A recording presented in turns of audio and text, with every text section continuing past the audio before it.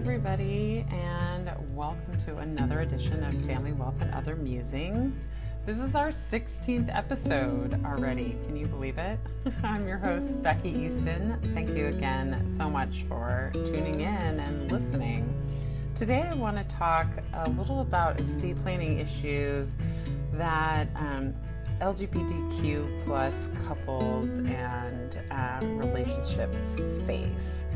And so again, with the quick disclaimer that unless we have an agreement saying so, I'm not your attorney, and this shouldn't be construed as any sort of legal, financial, tax, or otherwise advice, because it's not specific to your situation. If you do have additional questions, I very much encourage you to reach out to me or get in touch with another personal family lawyer or family business lawyer in your state who can assist you. So whether you're married or in a committed partnership, estate planning is really about so much more than planning for death.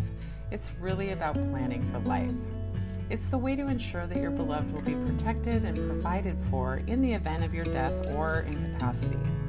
And if you're a member of the LGBTQ plus community, estate planning is even more critical. And although same-gender marriage is legally recognized in all 50 states for now, long-held prejudice at both the political and family level continues to create complications for both married and unmarried same-gender couples. For example, suppose you have family members who are opposed to your marriage. In that case, your estate plan may be more likely to be disrupted or even sabotaged by unsupportive relatives. This could mean that family members are more likely to contest your wishes, or it might result in custody battles over non-biological children in the event of a biological parent's death. Unsupportive family members may even try to block the ability of your partner to make medical decisions on your behalf should you become incapacitated by accident or illness. Even worse, your family members could try to kick your partner out of a shared home if you're in an accident or fall ill, or they may even block your partner from seeing you if you require hospitalization. Additionally, if you and your partner are unmarried, your partner would have no rights or protections should you become incapacitated or die without any sort of planning in place. And this leaves your partner completely vulnerable to several potentially dire risks. Given these issues, if you're in a committed relationship, you really should be aware of several unique considerations regarding your estate plan. While I recommend that you meet with a personal family lawyer to address your specific circumstances, here are two of the more pressing concerns to keep in mind. Number one, know that a will alone might not be enough. So suppose you're unmarried and die without any estate plan. In that case, your property will be shared with your surviving family members according to your state's laws through intestate succession. The state's laws would not protect your unmarried partner, so if you want your partner to receive any of your assets upon your death, you need to, at the very least, create a will. However, having an estate plan that consists solely of a will often doesn't really provide sufficient protection for your spouse or partner. We often recommend that same-gender couples, even those who are married, create both a will and a trust.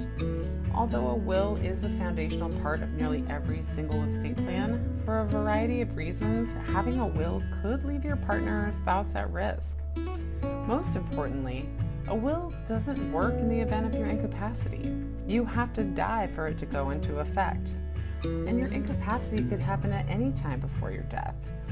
Should you become incapacitated with only a will in place, your partner or spouse may not have access to much needed funds to pay bills, or they could even be kicked out of your home by a family member appointed as your guardian during your incapacity. Furthermore, upon your death, a will is required to go through the often long, costly, and potentially conflict-ridden court process known as probate. In contrast, assets that are properly titled in the name of your trust would pass directly to your partner or spouse upon your death, without the need for probate or any sort of court intervention. If your relationship is not supported by one or both families, avoiding probate is especially important. If If a family member doesn't support your relationship, they are far more likely to contest your will during probate. And if your will is successfully contested, this could prevent your surviving partner or spouse from receiving assets you left to them in your will.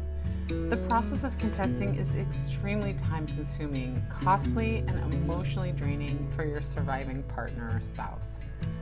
Typically, when an attorney drafts your will, it's not actually set up to protect your assets after they're passed to your partner or spouse from creditors or lawsuits. However, leaving your assets in a trust that your partner or spouse can control would ensure that those assets are protected from creditors, future relationships, and/or unexpected lawsuits. And second, incapacity planning is especially vital when it comes to LGBTQ plus families. And as I mentioned a minute ago, planning is not just about planning for your eventual death. It's also about planning for your potential incapacity due to illness or injury. Proactive estate planning allows you to name the person or people that you would want to make your healthcare, legal, and financial decisions for you if you're incapacitated and unable to make such decisions yourself through a medical power of attorney. If you haven't planned for incapacity, the choice is then left to the court to appoint the person or people to make these decisions on your behalf. If you're unmarried and the court appoints one of your relatives as your guardian, your family could leave your partner totally out of the medical decision-making process and even deny them the right to visit you in the hospital. And even if you are married, it's not guaranteed that your spouse would have the ultimate legal authority to make such decisions. Though the court typically gives spouses priority as guardians, this isn't always the case, especially if unsupportive family members challenge the issue in court. To ensure that your partner or spouse has the ability to make these important decisions for you, you must grant them the legal authority to do so using a medical power of attorney and a durable financial power of attorney. A durable financial power of attorney gives your spouse the authority to manage your financial, legal, and business affairs, which includes paying your bills and taxes, running your business, selling your home, and also managing your banking and investment accounts. In addition to creating a will, trust, and powers of attorney, be sure to also create a living will so that your spouse will know exactly how you want your medical care managed in the event of your incapacity, particularly at the very end of your life. Finally, don't forget to provide your partner or spouse with HIPAA authorization within the medical power of attorney, and perhaps even through a separate document, so that they're going to have access to your medical records to make educated decisions about your care.